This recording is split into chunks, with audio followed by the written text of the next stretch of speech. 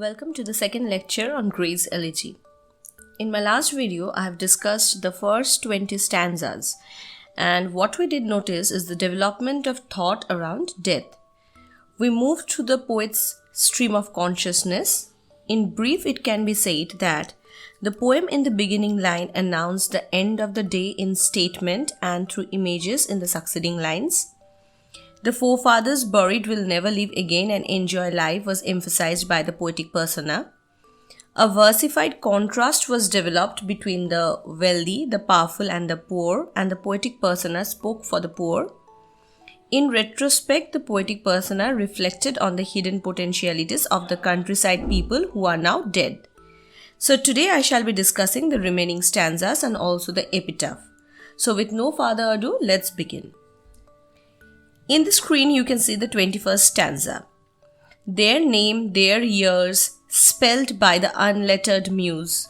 The place of fame and elegy supply, and many a holy text around she strews, that teach the rustic moralist to die. These lines, following from the preceding lines, give a detailed description of the graves of the country people. The inscription over the memorials don't have an elegy but only has name, date inscribed over them, and at times verses from the Bible.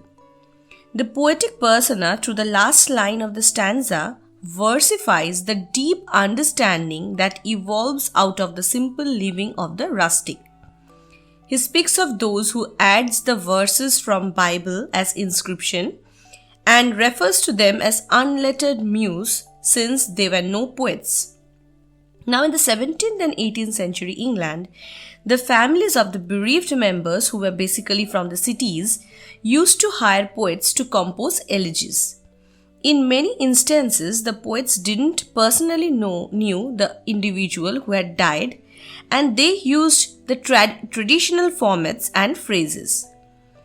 This stanza thus puts forward a departure from that tradition, and by doing so, speaks of the personal touch that the unlettered muse adds to the grave, because verses are not mere inscription but are also the teachings that had entered into their lives and have inspired the people from the country to think about death and be prepared when their time comes. In the next stanza, the poet refers to life in oxymoronic terms. Life is described as anxious pleasing, which implies that it's a mix of happiness and grief. But the meditation over death continues and the poetic persona interrogates that who can embrace death without a longing for the life that he is leaving behind. He also speaks of forgetfulness that comes with death in this stanza, and hence the dead is the prey of dumb forgetfulness. In the 23rd stanza, in the first two lines, the poet speaks of craving for love that is experienced even in death. With the lines, on some fond breast, the parting soul relies, some pious drops the closing eye requires, the poet indicates the belief that one holds deep in heart about one's near ones in context of what happens to his body after death. A loved hand is needed to close the eyes once one is dead. In the next two lines, he speaks of the lingering of passions even after death. Unlike the third line of the poem, the poet here again refers to haunting presences. In the 24th line again, the narrative voice changes. This third poetic persona says, "For thee who mindful of the unhonored dead, dost in these lines their artless tale relate." Thus, this he says to the second poetic persona because the latter have through his rhetorical words spoken for the dead country people who didn't receive enough honor whether it be in life or death. The second poetic persona is referred to as mindful. Another deduction can also be drawn from these lines. Perhaps the speaker refers to himself in these lines as thee and says that he is aware of the unhonored dead people and through his verse is attempting to remember them, honor them.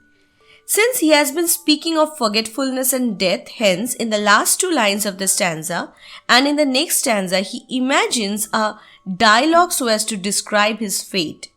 He says that if by chance some lonely person inquires about his fate, perhaps some grey-haired farmer will narrate the poet's life in the countryside, about him hurrying through the dew-covered grass to watch the sun come up on the meadow lawn.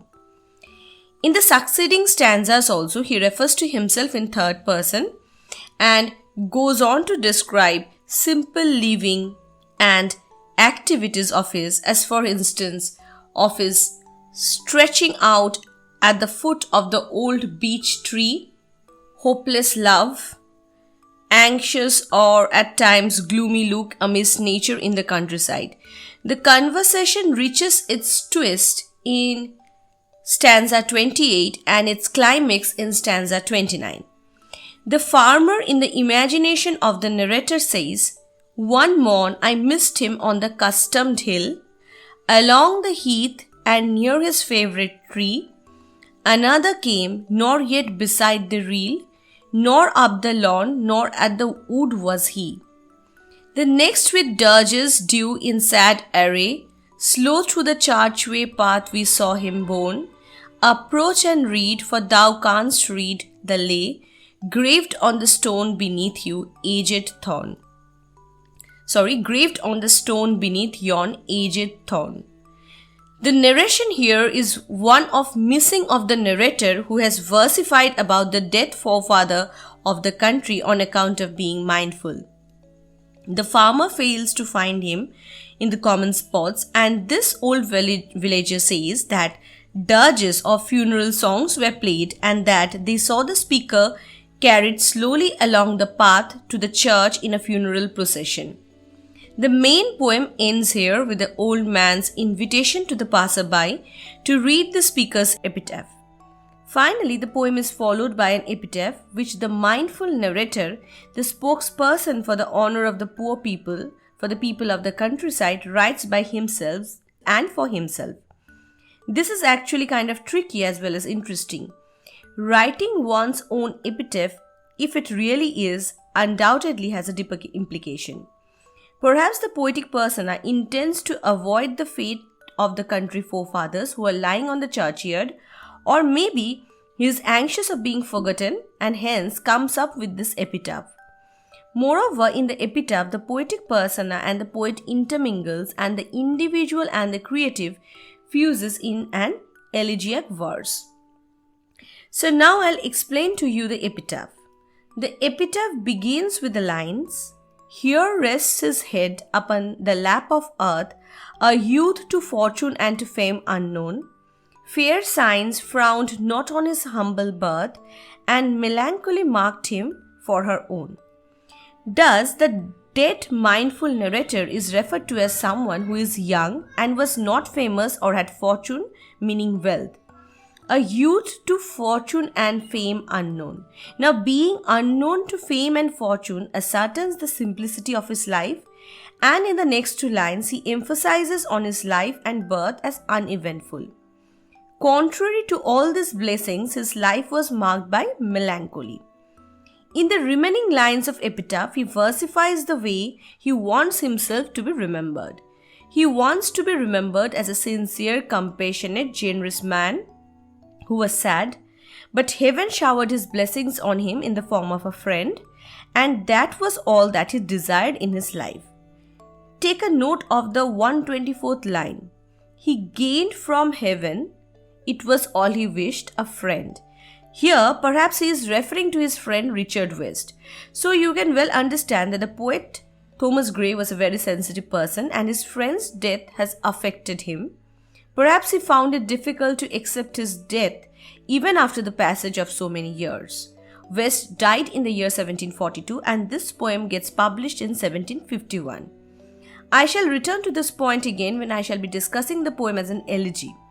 Meanwhile, remember that he was deeply affected and found it difficult to forget with time, which is depicted in the poem also. Finally, in the last 4 lines, the poet writes, "No farther seek his merits to disclose, or draw his frailties from their dread abode. There they alike in trembling hope repose, the bosom of his Father and his God. Here he demands the honor of allowing him to rest in peace. The passerby who happens to arrive at the narrator's grave is requested not to sleuth for his virtue or vice, for all things associated with him are in repose along with him in the care of God in the abode of God. Thus, by the end of the poem, the speaker identifies himself not with the great and famous, but with the common people whom he has praised and with whom he will presumably be buried. Now that we have finished reading the poem together, it can surely be said that the poem is a unique one, for unlike the usual elegies where one mourns a particular person, the poet actually takes a mindful position. When it comes to reading the poem as an elegy, hence we do notice certain departures. The poet has moved through thoughts and the poem appears to be a meditation over death. Finally, before I end today's video, I'd like to say a word or two about the form and meter. The lines are written in iambic pentameter and the poet uses heroic quatrains as he moves from one stanza to the other. Check on the screen for the scansion of the first stanza. The curfew tolls the knell of parting day. The lowing hard wind slowly over the lea. The ploughman homeward plods his weary way and leaves the world to darkness and to me. The second syllable of each foot is stressed and each line has 5 foots. The italicized syllable is the stressed one in the screen. The rhyme scheme is AB, AB. The fact that the poem has been written in heroic quatrains is significant and carries the portent of a kind of restraint.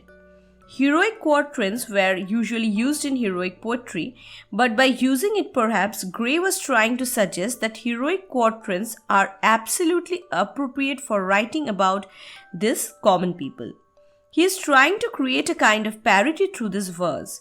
Moreover, one of the important points of his poem is that there could be unsung heroes buried in this churchyard.